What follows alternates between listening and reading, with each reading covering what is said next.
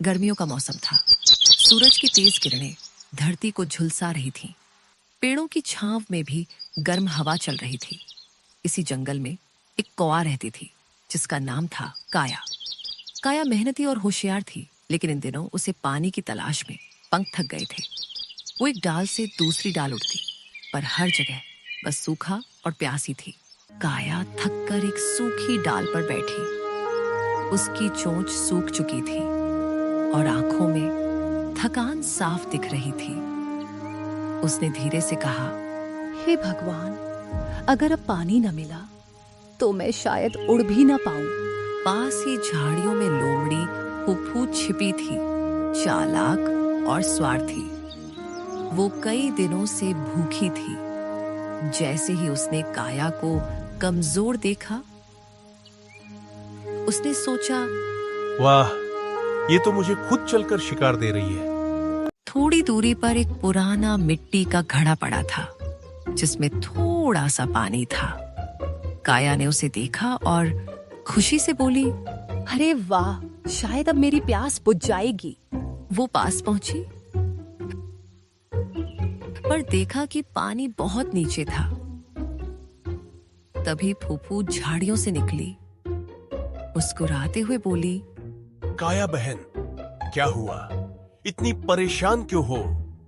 काया बोली, फूफू, यहाँ पानी है, पर बहुत नीचे, मैं पहुंच नहीं पा रही। फूफू ने मुस्कुराकर कहा, अरे, मैं मदद करता हूं।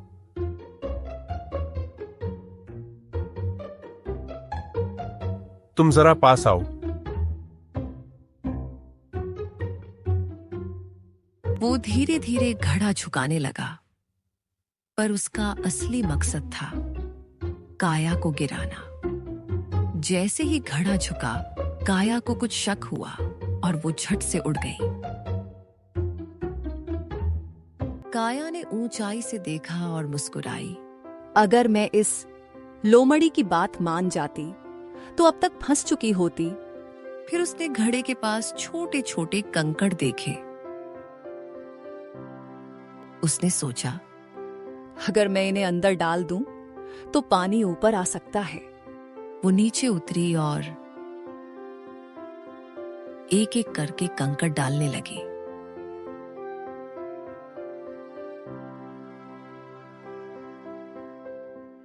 फूफू दूर से देखता रहा और हंसता बोला, क्या करेगी तू इन पत्थरों से?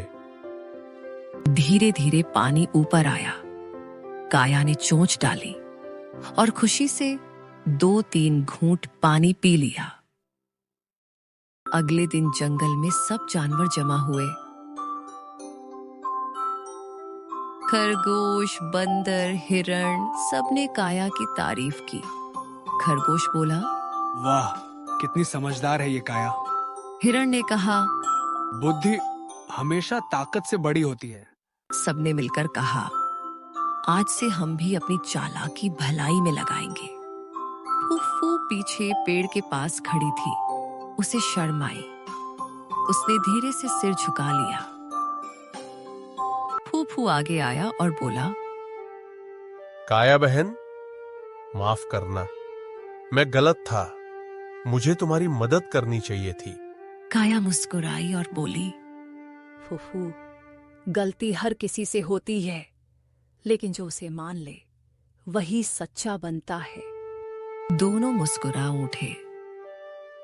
कुछ दिनों बाद जंगल में ठंडी हवा बहने लगी। फूफू अब सबकी मदद करने लगा। कभी किसी के लिए फल लाता तो कभी किसी जानवर को पानी तक पहुंच दिखता। काया आसमान में उड़ती हुई बोली, जब नीयत बदलती है तो किस्मत खुद रास्ता दिखाती है।